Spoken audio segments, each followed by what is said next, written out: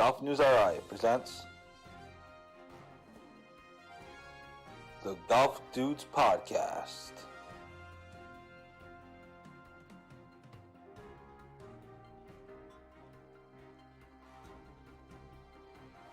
Here are the dudes. Hello, everybody. Welcome to another episode of the Golf Dudes Podcast on this Super Bowl Thursday and somewhat of a holiday weekend due to Valentine's Day, and for those that celebrate that, and a bunch of other things going on. Lots to get to, of course, as usual. You better be celebrating that. Yep. Anyways, joining me as always, almost always, is Mr. Rich Capali. Rich, how you doing today, buddy boy? Not too bad. It's supposed to be 55 tomorrow. I may actually go play tomorrow, so I'm kind of excited about that. Yeah, are you playing in the big Kings Crossing Super Bowl tourney? Absolutely not. In the snow? No? No, because it's actually supposed to snow that day. So yeah, I heard that. I heard about that. Again, another. So I will be going down and partaking in the Super Bowl pre-festivities by having a couple brewskis with the boys, and then I will be going home to my house and watching the game by myself. That sounds terribly boring. But anyway. Yeah, it's boring. It's whatever. But anyway, that's neither here or there. We'll get to our Super Bowl predictions down in a little bit. We'll certainly have those coming up for you. But first, we should tell you that the Golf Dudes Podcast is presented by Lynx Drinks. Lynx Drinks is known for their transfusion in a can. A transfusion is vodka, ginger ale, and grape juice, all mixed up into one refreshing beverage for you to drink during the Super Bowl on Sunday. Look for Lynx Drinks at liquor stores and country clubs near you. Big week in golf, obviously, with the PGA Tour going on at the Waste Management Phoenix Open. Probably one of the best non-major golf tournaments of the year. Certainly one of the most iconic holes, anyways. I don't know, maybe that's not one of the best tournaments, but certainly an iconic hole. So that's going on. There's still players finishing. As far as I can tell with the leaderboard, Ricky Fowler just made an eagle from the middle of the fairway on 17, so that keeps him alive after he was falling apart again. And so we have that to talk about. Plus, of course, we have some local stuff going on. Admittedly, again, it is February, so not a ton, but a big week for Will Dixon down in Florida, or a big bounce-back week for Will Dixon down in Florida. And some of the Phil Mickelson drama from last week that we touched on extensively. Yo, it just keeps getting better and better, man. It's still going on. Now, my God. Now, Phil's not playing this week, as far as I could tell. He hasn't held a press conference, certainly, so I don't think he's playing this week. But he did respond to somebody on Twitter about these particular comments, again, that we went in depth on last week. And we'll start with today. Excuse me. Phil writes on Twitter that he has not explained all that has transpired over the last 7 months that got me to say what I said. It will come out soon enough. Now, he said that in response to somebody commenting at him on Twitter. Of course, Twitter is where it all happens, apparently. I have no idea what that means. No idea what he's hinting at that's coming out. I can't imagine it's going to be anything too crazy. You want to know what's crazy? I'm going to cut you off real quick. That he has no problem taking the PIP money, but yet what's it called? Talking crap about the PGA almost in the same sentence. He won that like a month ago? Not even. Well, he said he won it a month ago. It hasn't officially been announced yet. Which again, I think I said at the time, I think it could be just the reporters trying to hold on to a story, but that's neither here nor there. The Phil Mickelson drama. It's going to be one of the dumbest things ever. Just say it. Just say who won it. Yeah, well, I think PIP in general could be one of the dumbest things ever, but they're doing it to. That's what I'm thinking. I'm leaning towards that too. It's just dumb. So the Phil Mickelson drama still weighs on, and this past week was quite fascinating. By the way, Brooks Koepka responded today in his press conference about his comments on social media. All this crap takes place on social media, unfortunately. But Koepka was asked about his comments on Phil's post, saying, "Don't know if I would use the word greed if I was Phil Mickelson." Yeah, that was from a couple of days ago, wasn't it? Yeah, but his press conference was, I guess, the other day for the Waste Management. He said, "Look, man, I said what I said, so you can take it from there." So he didn't really give anything. Both Eamon Lynch and Brandel Chambly took major shots at Phil in two separate Yo, columns this week. Brandel's stuff was savage. And so we can get to some of that as well. One big thing that's going on for us is Joel Bissett tunes in and comments. He says, "How about those Friars?" Yep, Yes, sir. I splurged and bought tickets today for the Villanova game next Tuesday. So there's that. Nice. I was actually looking online. They're going for like $100 plus for nosebleeds. Yeah, I got mine. Crazy. Yeah, I got mine for like 90 something bucks each. Jesus. Yeah, not in nosebleeds, but they're not like front row either. So anyway, there's that. Obviously. Are you going on Saturday? No, we're going to dinner. Nice. So it's a night game. It's a 6:30 game. Oh, it's a 6:30 game. That's right. Yeah. So, I mean, if it was a noontime game, I would go, but I can't really. And it's the poll. Who cares? The game's already over halftime. So no, not going Saturday. They should win. They'll be in the top 10 by Monday. I gotta try to finish my crap quick at work on Tuesday so I can get home to watch it. Buy a ticket. Yeah, Pat, they're not going to choke. Normally, I would say they are, but they're not. Pat is being a hater. Anyway. No, I'm telling you, man. It's a different kind of team this year, man. Yeah, so they're just different. Absolutely.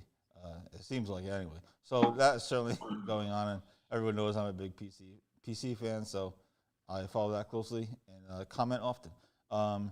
Real quick, so I do want to get to the Phil stuff and some of Iman's comments in his column, which was pretty funny. Earlier this week, as we reported, our guy Will Dixon finished in 20th at the Florida Elite Open on the Florida Elite Tour down in Florida. How many times can you say Florida in one sentence? That was like I didn't realize it was in Florida. Yeah. Ballbuster. He finished in a tie for 20th. He posted a 3 under 69 in the final round to get into 20th. He made the cut right on the number, so he moved up significantly. I think he was tied for 36. The cut is the top 45 in ties. So he was tied for 36, made the cut right on the number, had a big round on Wednesday, I guess that was. And then this may be interesting to even yourself. His next tournament, he's playing a Corn Ferry Tour Monday qualifier this Monday, February 14th. So that would be interesting to follow. And great follow for that is Monday Q Info on Where's Twitter. Where's the Corn Ferry this week? You know? I don't know off the top of my head. Well, I mean, what he's playing that on Monday, so it'll be the following week. I'll find out. So the qualifier though is Monday, February 14th. So that's this. Yeah. That's, So Valentine's Day on Monday. So we'll obviously have all the coverage of that. I talked to him. He talks to us after every round or so. So there's that. I just wanted to give him a shout out. Obviously, that was a couple days ago. Actually, it was yesterday. Either way. And then the other thing that we posted today that we're super excited to be contributing to and being part of is the Northeast Golf Show. That is coming up at Gillette Stadium. The show is actually inside the Patriots indoor practice facility, for whatever that's worth. So that is from March 25th to 27th.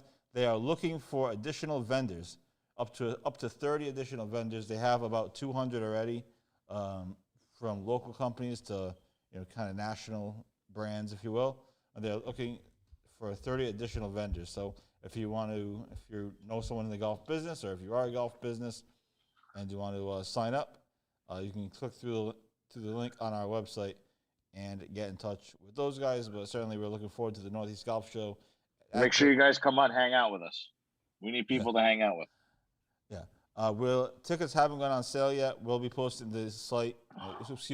We'll be posting the link for tickets when that becomes available. They're going to send it to me, and it's pretty much going to go up right away. It's also going to be in an ad form, if you will, on our website. So there'll be multiple ways you can get tickets.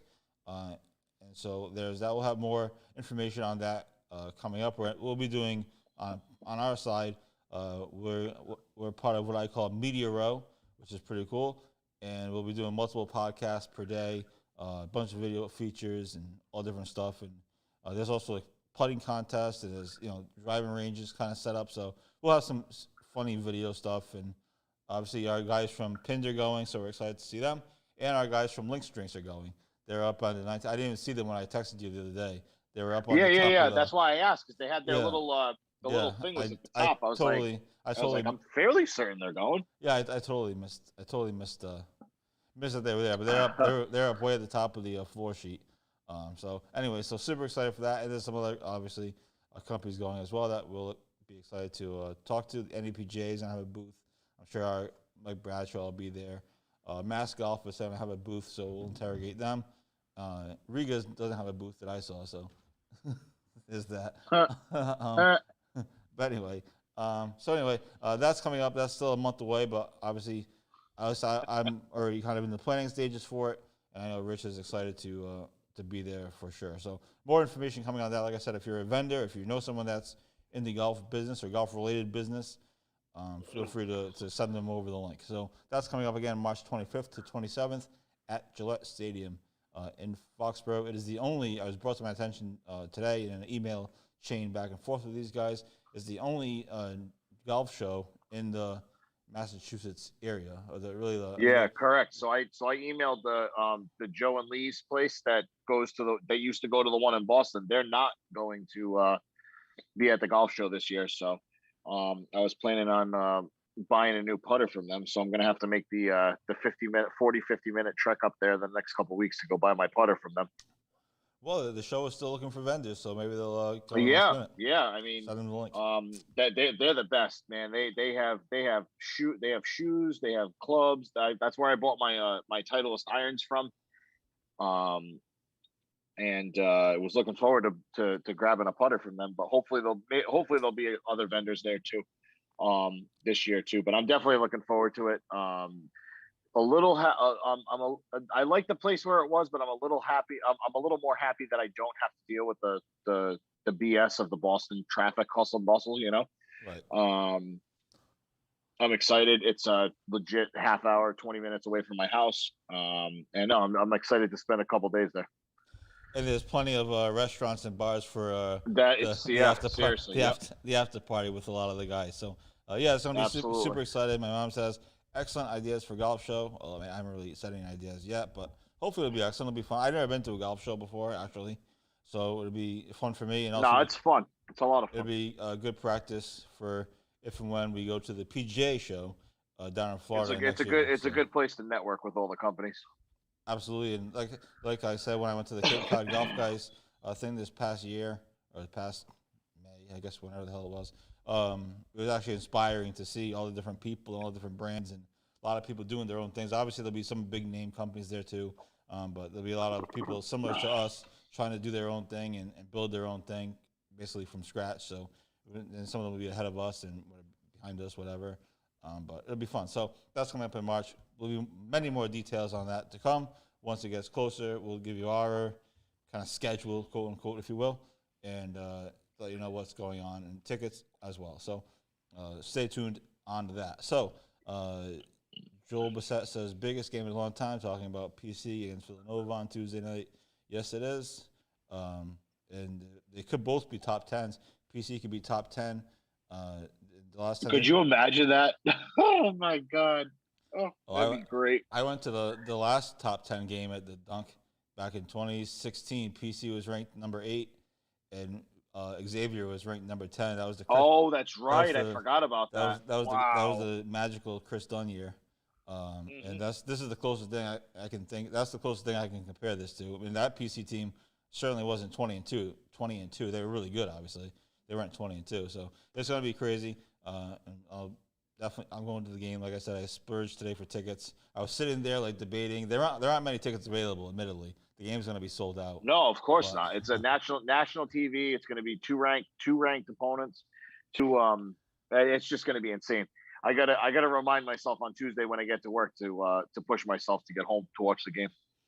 And it's an 8 p.m. start, so that gives everybody an extra hour to. Yeah, I should be all right. That's fine. So it's gonna be electric. I can't wait. I was debating on whether to go or not, and I was sitting there with the thing open. I use SeatGeek to buy the tickets because the PC website had less than SeatGeek, and SeatGeek didn't have a ton. I got an app for you to use. I'll send it to you off air. It's an app that has no fees, so I'll send it to you. Yeah. So there's that. So anyway, that's coming up Tuesday night. Biggest game in a long time, probably the biggest game since that Xavier game that I went to a bunch of years ago. Well, that's might not be true. But they actually did lose that game. Yeah. Thanks, Pat. Anyway, so that's all going on, and this guy. Anyway, so Phil Mickelson, his comments, obviously, as we started with the show, still making waves. Both Amon Lynch and Brandel Chambly fired daggers across the bow, and they're in two separate columns. And I have bits and pieces of Amon's column, copy and pasted here. Obviously, we're big fans of Amon Lynch, and I'm a big fan of Brandel. I think Amon's a great writer. So he comments in his column. So no, this is Amon talking. He says on Phil, or he quotes Phil. He says, "My ultimate loyalty is to the game of golf and what it has given me." He told Huggin, meaning Phil told Huggin, the Golf Digest writer.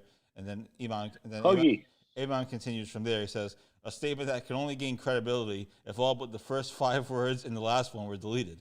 meaning yeah. that, Yo, he is such an insane savage. It's incredible.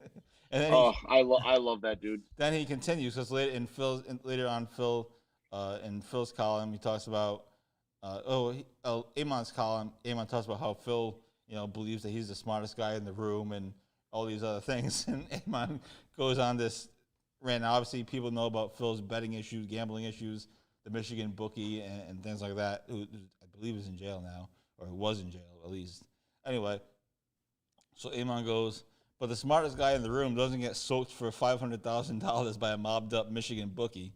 The smartest guy in the room doesn't have to repay the government more than $1 million in ill-gotten gains because he was winged in an insider trading prosecution.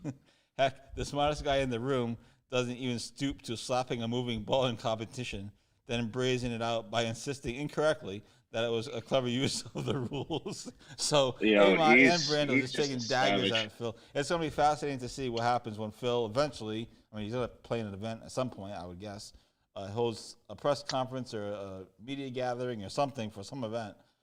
Maybe it'll be I don't know what his schedule is, but it's going to be interesting to see how he responds to questions, because obviously that's questions number 1, 2, 3, 4, and 5. Absolutely. When it comes to Phil, so I don't know. Amon is an absolute gem. I love that dude. So if you have a chance to read his columns after you read Golf is Alright, of course, be sure to check him and Brandel Chambly's column out. It's really interesting.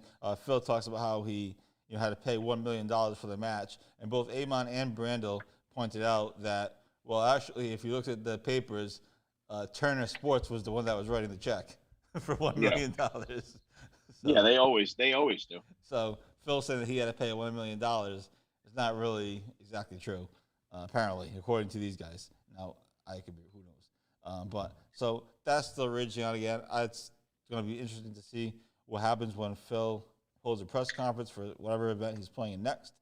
I don't know off the top of my head what that will be, obviously, but anyway, speaking of that Saudi tournament, how about Harold Varner III with that putt? That's like a 70 from the parking lot or something. That's another great reason why you should putt off the green. Never mind this chipping stuff. Now he needed to make a birdie to tie for to force a playoff with Bubba, and then he makes he goes and putts and makes. Did you see that video of Bubba like sprinting from the other side of the golf course to go congratulate him? Yeah, I saw that. Oh, it was crazy. So at least the Saudi tournament, for whatever it's worth, ended in a dramatic way. I certainly didn't wake up to watch it at 3 a.m, but it was no. There. I think it ended up finishing at like 7:30, 8 o'clock. Yeah, not too bad. So Joel says, what do you think of Hoagie win? Definitely looked comfortable in the moment. Operated like a guy who had been there before. Yeah, it was an exciting finish. Another exciting finish at Pebble Beach. I think Jordan Spieth kind of crapped his pants a little bit. So give Hoagie credit. Obviously, he finished it Sure did. But Jordan kind of crapped his pants. I was rooting for Jordan Spieth. He's better for business. No offense to Tom Hoagie, the sandwich as they were calling him. Well, I was actually seriously thinking about it because about through 3-4 o'clock, I was looking at the betting odds, and I was Jordan was like plus 400, and I can't pass up plus money, and I was thinking about it, but I was like, you know what? I was like, golf is, especially coming down the stretch, golf is very tough, and sure as crap, it ended up there was a couple lead changes, and the guy that I would have probably picked last to win won. So it was a good tournament. I love seeing Pebble on TV. Obviously, it's a great weekend. But yeah, that's another reason why you think about your bets. Are you putting any money down on this week's tournament, the WM Waste Management Phoenix Open?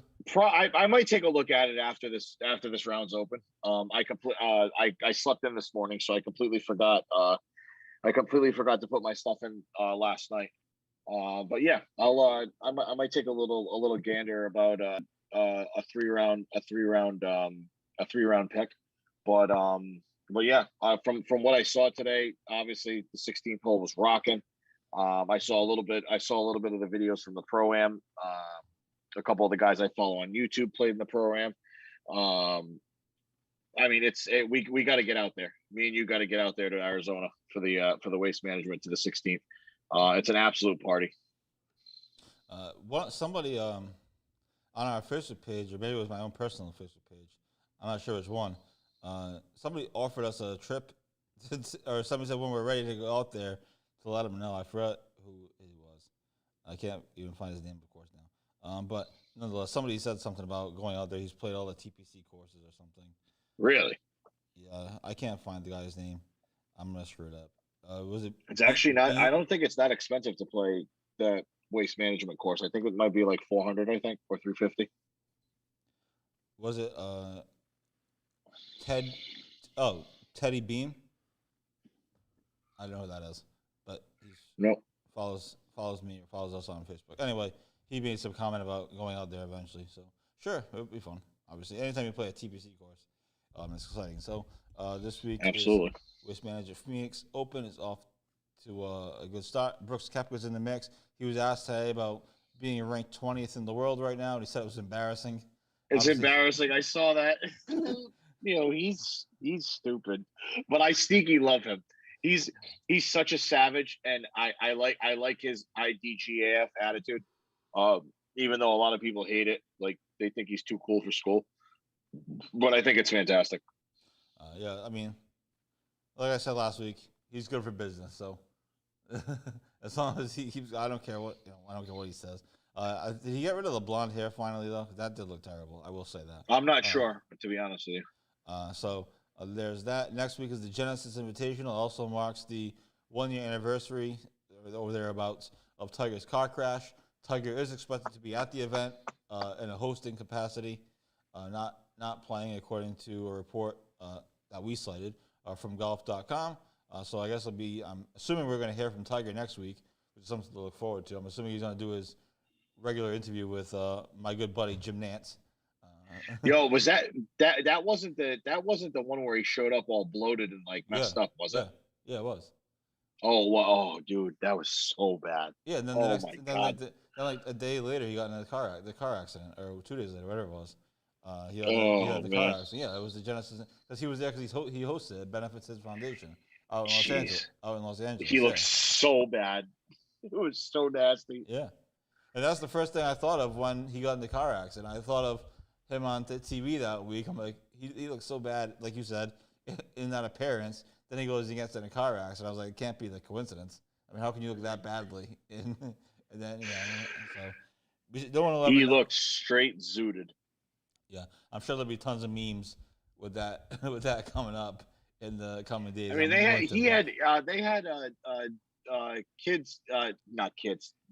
guys come into the tournaments with his mugshot shirt on from that Thanksgiving thing.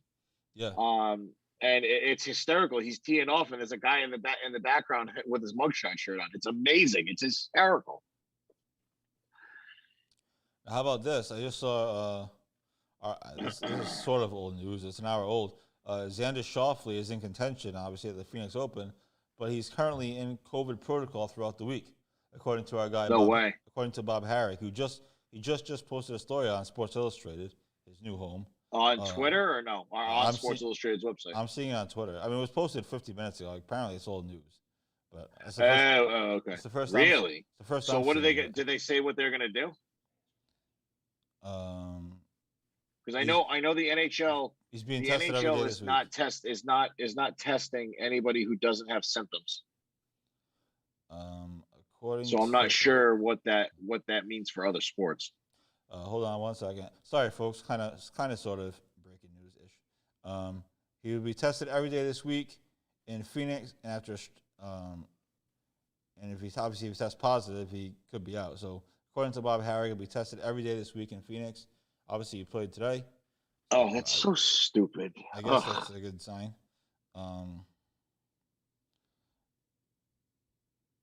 Yeah, I just saw the Ricky Fowler Eagle. What a shot! He's in. So again, according to Bob Harrig, Schofley is in protocol because his caddy, Austin Kaiser, tested positive on Wednesday, felt sick, and so now he's immediately left. And Schofley was in the same apartment. Yeah. Or same house. All right, so that means if he tests what, negative tomorrow, he should be all right. And then they're just going to keep testing him every day. That's according to Bob Harrig. And Schofley told reporters afterward. So apparently, he still spoke to the media, so good for him. He says he got up to a good start to this tournament, so I got to test tomorrow morning and hope that I don't end up like John Aram at Memorial. Right, imagine that. Oh, geez. So, or even like in the second or the third round, be like, oh, hey, by the way, you're winning this tournament, but Rom was winning it by 6 when they told him, right?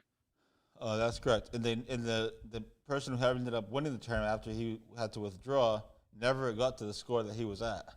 So technically, he still won the tournament without even playing. Now, obviously, without even playing, isn't that insane? Obviously, you can't technically do that, but in theory, he still won the tournament despite. Because no one got to his number. No one came close to his number. I think they got within 2 shots or something. Whatever it was. I don't know what it was. Yeah. But so there's that. Some late sort of kind of breaking news from the PGA Tour. And so there's that. Let's do this. Let's take a quick commercial break now, and then we'll come back. We'll have Rich kind of recap the first round of the Phoenix Open, give us some leaderboard thoughts.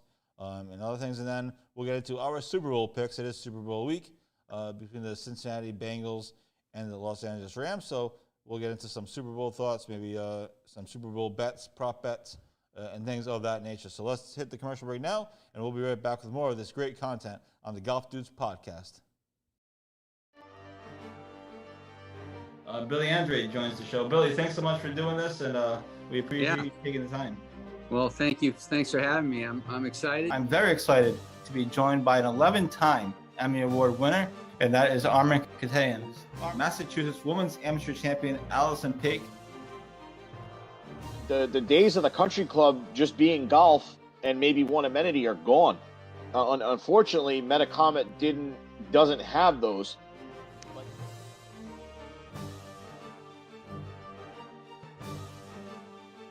He has a very rare condition called kyphoscoliotic Ehlers-Danlos syndrome.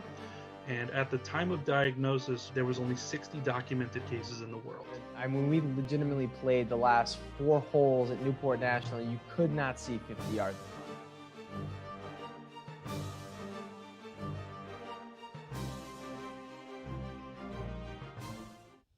And we're back on the Golf Dudes podcast.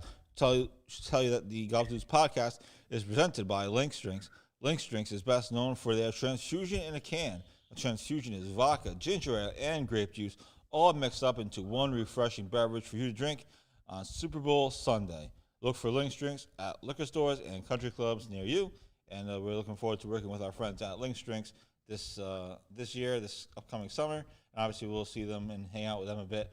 And at the Northeast Golf Show, which is coming up later in March.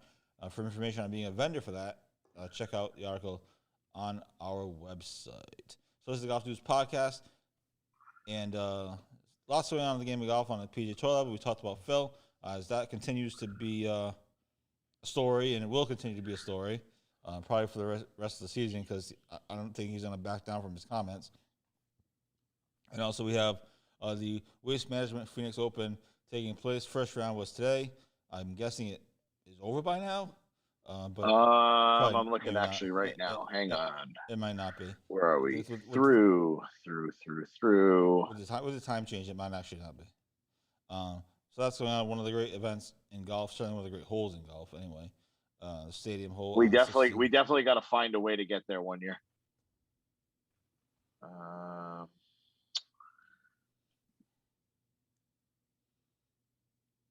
right. So the leader, he's through 15. Sahith Thigala. He's through 15. He's leading the tournament at 7 under. Stuart Sink, he's through 16, 5 under, tied for 3rd. Yeah, so we're looking at probably about everybody's on the 15th hole or later. So it should be done within probably the next hour or so.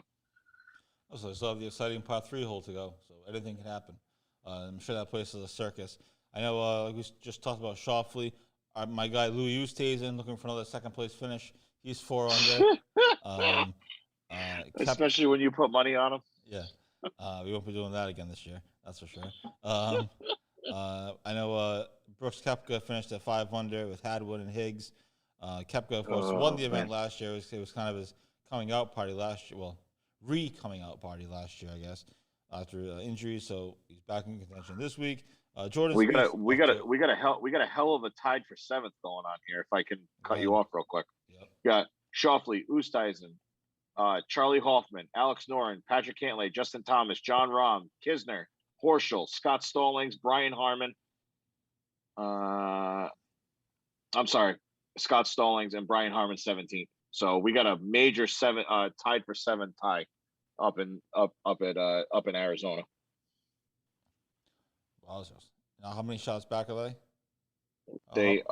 They're all 4 under, so they are 3 shots back. So that's interesting. Yes, I mean the leaderboard's all bunched up as they usually are in the first tournament. I know Jordan Spieth is 1 under, not playing that well. Yeah, and you got a ton of tied for 17th. You got Brian Harmon, Abraham Answer, Woodland, Sam Burns, Kevin Tway, Graham McDowell, Cooch, Keegan Bradley, Hideki Matsuyama. Come on, Adam Scott, Brandon Grace, Bubba, Zach Johnson, Tom Hoagie. It's absolutely crazy. That's a bunched up between tied for 7th and tied for 17th. So it should be a fun week of golf. I wonder. It's gonna be interesting to see how they handle. Oh, there's probably not much they can do about it, I would guess. But they have the Super Bowl Sunday and the final round of the Waste Management. So unfortunately, it seems like they're getting it screwed out of any eyeballs. I mean, I think isn't it? Oh no, it's not always Super Bowl weekend because it's the extra week this year. Correct. I would assume they'd try to send everybody off as early as possible. I would think. Do you think they'll move tee times up on Sunday? Probably, yeah. They already saw that.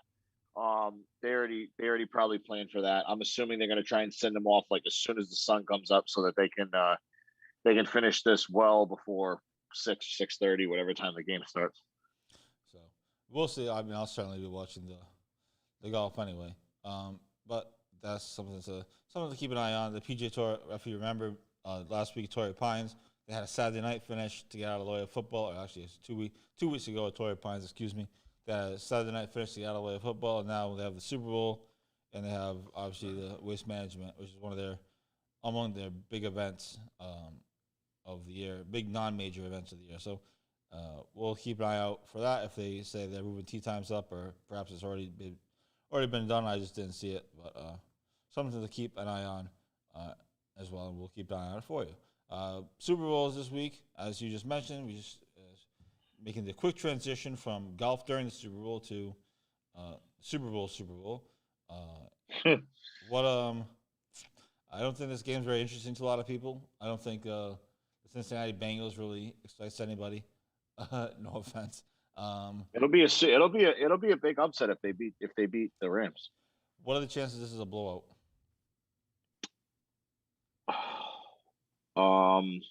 Meaning the Rams won, of course. Meaning they're no. I don't know, man. I mean, the Bengals they made their way. I mean, I'm not saying that they're not worthy, but I mean, it could be a blowout, or it could be like a Bengals win close game. You know what I mean? It could be one or the other. I still haven't had the chance to look at the lines yet and all the props and all that. I'm gonna probably do that tomorrow. I think it could be. It's probably going to be a blow. I think it's going to be a Rams blowout or a Bengals close win. That's it. That's one of those two things. If the Bengals have taught us anything in the postseason, it's don't count us out. They've obviously beaten some big time names in their quest to get to the Super Bowl, but I think that's what it is as it stands right now. I think it's going to be either a big time blowout by the Rams, or a very, very close win by the Bengals. I think it could be a blowout, but I mean, Joe Burrow is. I'm leaning towards it being a close game, man. I don't know. I mean, Stafford could still Stafford. You know what I mean? He's Stafford in every game so far. The other teams just haven't been good enough to. You know what I mean? To So take advantage. like it could. I mean, it's crazy. It could go so many different ways. Absolutely. So it'll be interesting. I know you said you haven't looked at the prop bets. Do you think it'd be worth putting? I mean, what's the line going to be? You think for the game? I'd have to get out. I'd have to get out on my phone to get the line. Actually, let me see. Super.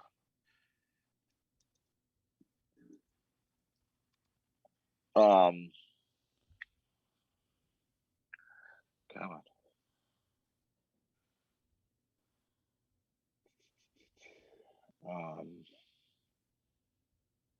All right, we'll just do the CBS Sports.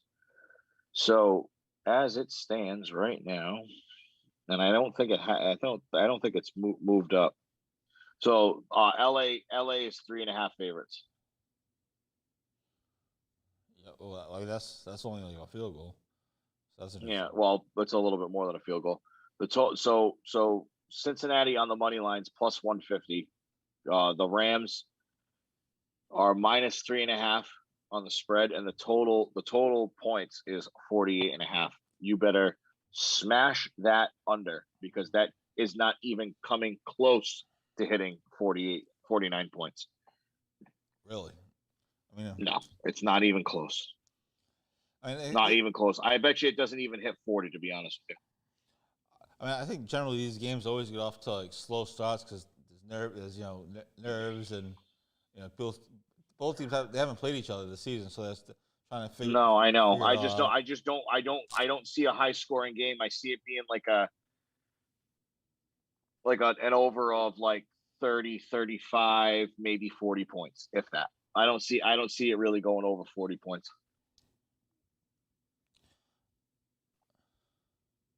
So according to I'm on covers.com, Super Bowl prop bets. So according to rushing yards from FanDuel, over 10.5 rushing yards for Joe Burrow is minus 110. Over. Under 11.5 rushing yards is minus 109, according to Unibet. All these things are under. I don't know, man. Those I'm not sure. I have no idea how accurate these are. I was just trying to find those. What's it called? Bets. Those quarterback rushing bets are tough, because I think I took Brady.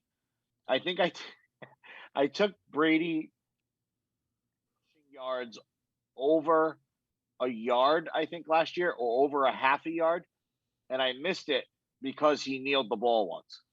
Right, and then if they get sacked, it's a loss of yards on the quarterback. So it's like if like Burrow can run, Stafford can run a little bit. So it's really not those prop bets will probably hit. But like when you're dealing with like a Brady or like a slow of foot quarterback, you got to really think about that before you actually wager your money, because kneel downs and sacks hurt you in those instances, especially when they only get maybe 2 or 3 yards rushing a game. You know what I mean? That's true. It's a valid point by you. Yeah. Cooper, You always got to think about the kneels and the sacks. Cooper Cup over a half yard rushing is plus 250. Any chance they have Cooper Cup over a half yard rushing? Yeah. Is plus, according to this. When does he ever carry the ball, though? I don't know. Probably never. Which is but why he's it's plus 250. So I'm not touching that. You never know, I guess. I mean, I'm looking at from what I looked at really quick when I glanced. I think I'm gonna look at first touchdown scored. I'm obviously gonna take the coin toss. I mean, that's a ritual. I'm gonna take the coin toss. Of course. I'm looking at first touchdown scored or first point scored, and then first touchdown scored. Because those you can actually make a little bit of money on. I'm gonna look at those. I'm gonna look at total rushing yards by the running backs. Now they don't really. I mean, they have Cam Akers and what's his face, Sony Michel, right? Yep. For LA, and they have Mixon for Cincy. I'm probably gonna go, depending on what the number is, because obviously they have Aaron Donald on the line. I'm probably going to go Mixon over yards and probably Rams rushing yards under, just because they're rushing. I mean, Akers is okay and Michelle is Michelle. So now this I got to actually really take a look at it. Now my mom says she's hoping for a Bengals win. They've come this far. Of course. So absolutely. Okay. There you go. She likes the Bengals because she likes their uniforms. Now in response to the Cooper Cup rushing yards situation. He says, what if the Rams run a reverse, which would technically count as rushing yards? I'm going to be honest with you. I'm going to be honest with you. I was going to say that's probably the only time that he actually runs the ball. You know what I mean? Right. That's what I was thinking. And I mean, I don't know if they run that play or not. I have no idea, but they've ran it a couple times this year. But yeah, I mean, I don't know. That's a 50-50 shot. You gotta think about that. Would you say it's plus 250? Yeah, according to this dumb website that I'm looking at. So I mean, yeah. Plus 250 for how many yards? Over a half yard rush. Over a half yard rushing. So he just has to carry the ball once. I mean, what's the harm of putting $10-20 on that at plus 250? You know what I mean? In the grand scheme of things. Right. I mean, depending on how much your Super Bowl spending is, what's 10 or $20 in the grand scheme of things for a plus 250 win, you know? Mm-hmm. So Joel asked, what are the odds on a Jamar Chase touchdown? Probably be good. Let's see what we got. Let me see. Anytime. Why the Bengals can cover. FanDuel says the odds for a Jamar Chase touchdown anytime during the game are plus 110. The odds for him That's not bad at all. The odds for him having the first touchdown of the game are plus 900, and the odds of him having the last touchdown of the game are also plus 900. Again, according to that's actually not that bad. What's the anytime for OBJ? Plus 140. Yeah. See, yeah, I figured it'd be low. And then Cup's got to be like what, even or like plus 105, plus 110. Anytime. Anytime's probably minus 110. Minus 165. So that's inevitable. Yeah. Wow. That's crazy. I hit the Rams to score first in the NFC Championship game. That was a decent payout. That was plus like plus 350 or something like that. But yeah, the prop bets are where you're going to make your money. You're not going to make your money on the spread. You're not going to make your money on the over or anything like that because the odds aren't great. You got to go with the prop bets where the true gambling is. For sure. So there is that. So certainly an exciting weekend of golf with the tournament and obviously the Phoenix Open as well. I mean, excuse me, the Super Bowl as well. And we'll also have coverage of the Super Bowl golf tournament at Kings Crossing. Excuse me, the hiccups from drinking a soda. Apparently, it's supposed to snow on Sunday. So last year they played in the blizzard, and the pictures, I mean, which is all I care about. The pictures looked amazing. So I'm hoping I'll be down there. I just won't be playing. So I'm hoping that our guy Peter comes through with good pictures again, especially if it's snowing out. Because that last year we got amazing pictures from it. So again, that's all. I forgot it actually snowed on Super Bowl. It was That's a blizzard. right. I forgot about that. There was a blizzard. Remember? It was Yep. It was a disaster. So yeah. Oh, that's why we didn't go to Kirkbride, because they canceled it because of the snow. That's me and Scott were trying to figure out why we didn't go there last year, and we thought it was COVID, but it was the snow. No, I completely forgot about that. Yeah, no, they were going to have it, and then they canceled it at like 10 a.m. Because there was a big storm coming. Me and Scott were thinking about that. Why we didn't go last year? Yeah. So, but we'll be there. We'll be there this year. Well, I'll be anyway. You're going to be a lazy bum and staying home. Yeah, I'm gonna go have some beers with the boys. See Peter, see Rob, and I will be home, snuggled up, and in bed as soon as the game's over, because I have to work the next day. So. Yeah, well, I work that day, the next day, every day. So it's all good, though. Yeah, we'll see. I mean, it's not that exciting of a game, I feel like. Something says that it's not going to be that exciting. So, I mean, I hope it is. Yeah, and that's my problem. If it's not that exciting, I won't be paying attention to it. So I'll be hanging out with all you degenerates. There's nothing wrong with that. But anyway, so there's that. Plus, it's my girlfriend's birthday, so it'll be a celebration of sorts. Get a cake and do the whole thing. So there's all that. So unless you have anything else, let's close the show. Let everybody off the hook. Thanks to everybody for tuning in. Stay with us all weekend long for coverage of local golf and obviously PGA Tour stuff. It's going to be an exciting tournament at the Phoenix Open for sure, as it usually is. That par 3 is amazing. And so stay with us for that. We'll have more information on the Northeast Golf Show, what we're doing, what our plans are, and kind of different things coming up once that comes a little bit closer, and obviously tickets as well. So stay tuned for information on that. Thanks everybody for tuning in. And again, remember, Will Dixon is playing in a Corn Ferry Tour Monday qualifier, a big event on Monday morning, and we'll have all the coverage for you on that as well. So thanks everybody for tuning in. Rich, thanks for joining the show. I hope you have a great weekend. I'm sure I'll be talking to you in short order, as is usually the case. And I hope everyone has a great weekend. Enjoy the game. Obviously, be safe.